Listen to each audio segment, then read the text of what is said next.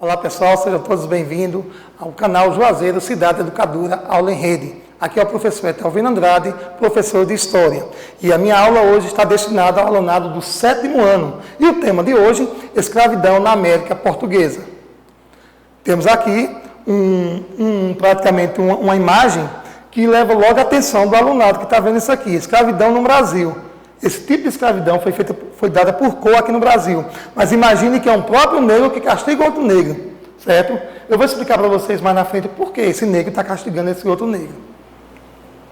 Temos aqui a história da África. Algumas características dessa história africana.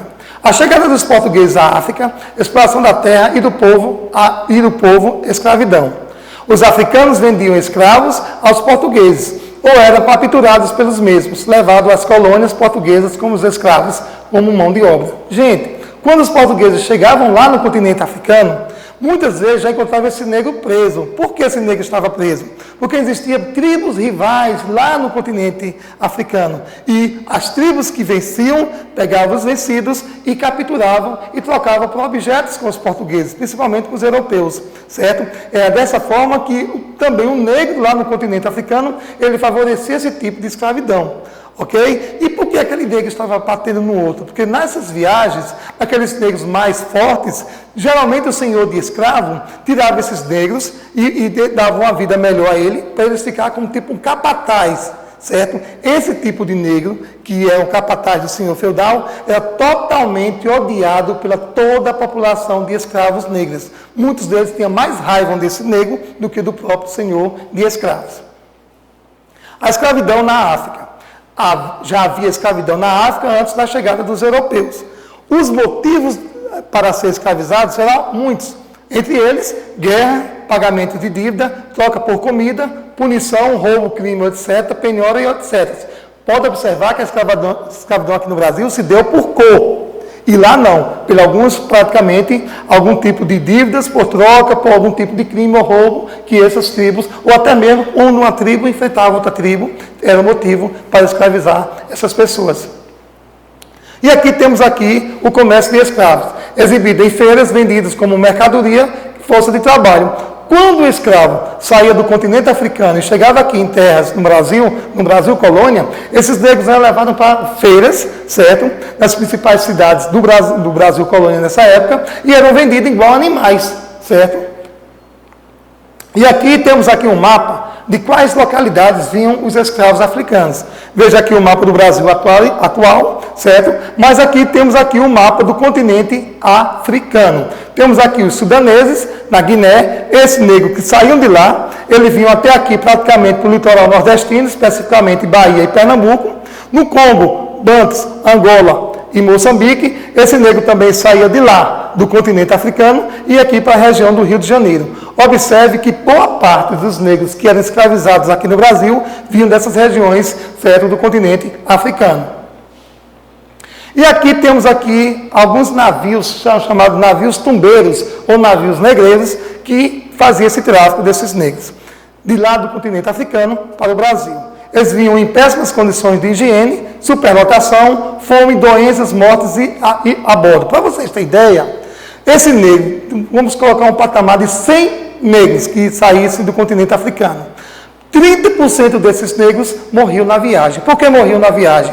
Devido aos maus tratos, à fome, muitos deles morriam pisoteados. Quando esses negros morriam, tiravam seus corpos ao mar. Os que chegavam aqui no Brasil, chegavam totalmente debilitados para ser vendidos nessas feiras.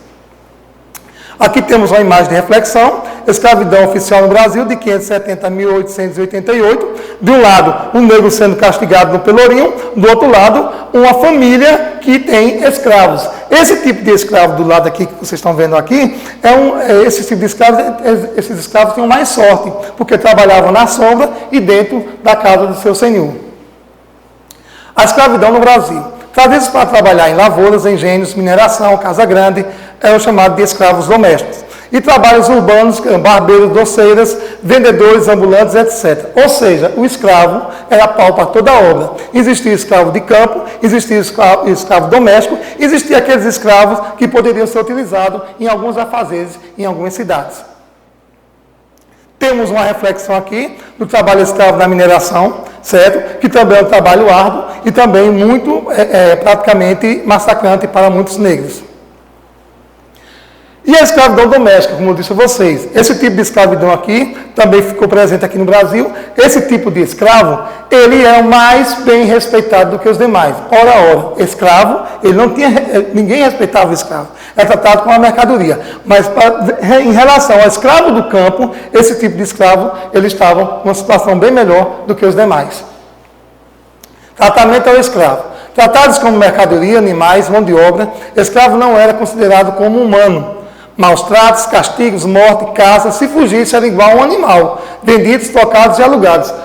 O escravo, que muitos chamado de escravo fujão, esse tipo de escravo levava muito, um maior tipo de castigo, certo?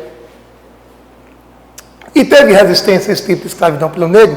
Claro que sim, gente.